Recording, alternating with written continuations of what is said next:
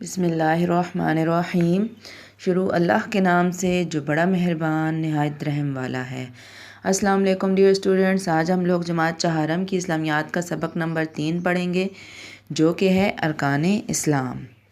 سب سے پہلے دیکھتے ہیں کہ ارکان کسے کہتے ہیں۔ ارکان رکن کی جمع ہے اور رکن کے معنی ہے ستون، تو ارکان اسلام کہتے ہیں اسلام کے ستون۔ تو بچوں، ارکان اسلام سے مراد اسلام کے 5 ستون ہیں جن پر اسلام کی عمارت کھڑی ہے۔ آپ سب کو پتہ ہوگا کہ اگر عمارت کا ایک ستون بھی گر جائے یا ہٹا دیا جائے تو عمارت قائم نہیں رہ سکتی۔ اسی طرح اسلام کی عمارت 5 ستونوں پر قائم ہے اور ان کو قائم کرنا ہمارے لیے بہت زیادہ ضروری ہے اور ہم پر فرض بھی ہے۔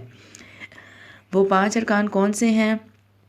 نمبر 1 کلمہ طیبہ، نمبر 2 نماز، نمبر 3 زکوٰۃ، نمبر 4 روزہ اور نمبر 5 حج۔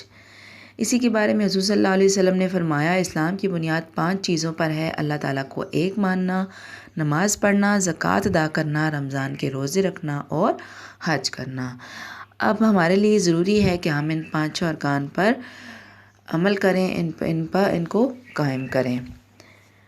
اب ہم باری باری ان تمام ارکان اسلام کو پڑھتے ہیں۔ سب سے پہلے ہے کلمہ طیبہ۔ کلمہ طیبہ اسلام کا پہلا رکن ہے۔ مسلمان ہونے کے لیے کلمہ طیبہ پڑھنا ضروری ہے اور ہم مسلمان کلمہ طیبہ کے ذریعے مسلمان ہونے کا اظہار کرتے ہیں۔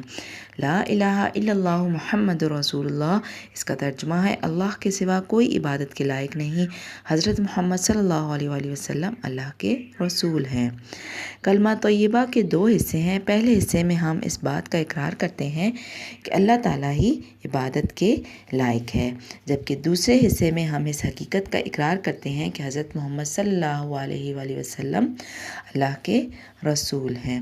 کلمہ طیبہ کو زیادہ سے زیادہ پڑھتے رہنا ہمارے لیے برکت کا باعث ہے۔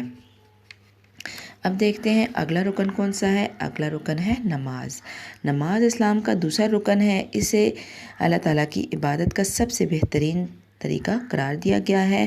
نماز ہی وہ عمل ہے جس کے ذریعے مسلمان کا اللہ تعالیٰ سے تعلق اور رابطہ قائم ہو سکتا ہے، اور جب نماز پڑھنے میں غفلت ہو تو یہ تعلق کمزور ہو جاتا ہے۔ اللہ تعالیٰ نے ہر مسلمان مرد عورت پر دن رات میں 5 نمازیں فرض کی ہیں، جو کہ ہیں فجر، ظہر، عصر، مغرب اور عشاء۔ اللہ تعالیٰ نے قرآن میں بار بار نماز قائم کرنے کا حکم دیا ہے۔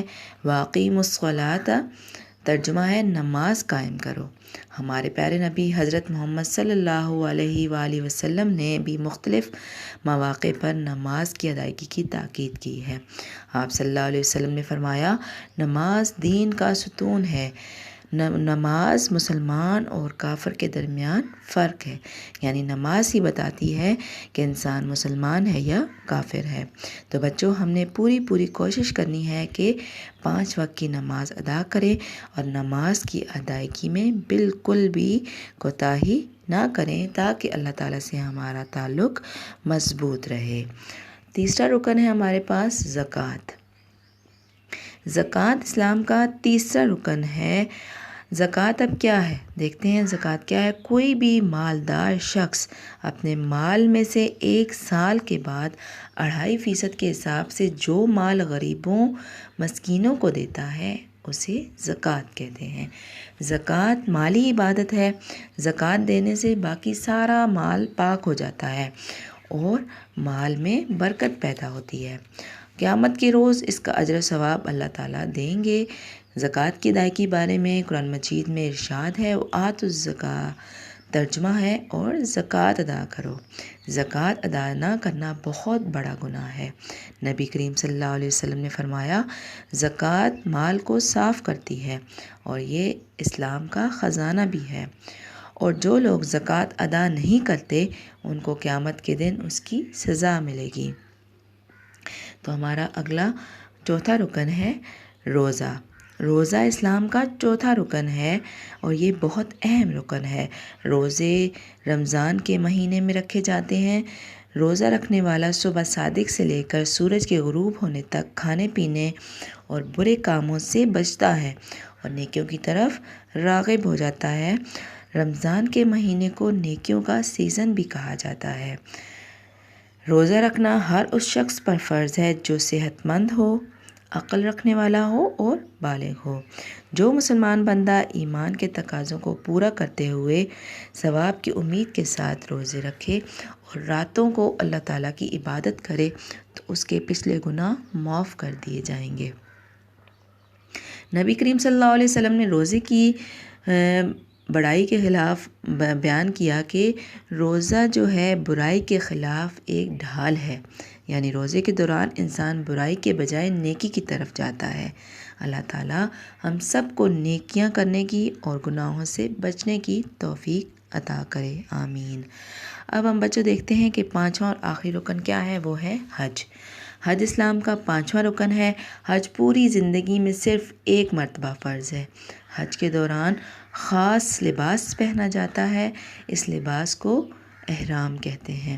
پھر حج کے مناسک ادا کیے جاتے ہیں، یعنی خانہ کعبہ میں خانہ کعبہ کا طواف کرنا، سعی کرنا، اس کے بعد منی، عرفات اور مزدلفہ میں مختلف اوقات میں عبادات کرنا اور قربانی کرنا۔ حج ایک جامع عبادت ہے۔ جامع کہتے ہیں ایسی چیز کو جو اپنے اندر بہت سی چیزوں کو جمع کرنے والی ہو، یعنی اس عبادت سے بے پناہ نیکیاں اور ثواب ملتا ہے۔ حج کے ذریعے انسان کے گناہ معاف ہو جاتے ہیں، اس لیے اگر کسی شخص کا حج قبول ہو جائے تو وہ شخص اس طرح ہو جاتا ہے جیسے پہلے دن کا پیدا ہوا معصوم بچہ۔ بچے گناہوں سے مکمل طور پر صاف ہوتے ہیں۔ جس کا حج قبول ہو جائے تو وہ گناہوں سے مکمل طور پر صاف ہو جاتا ہے۔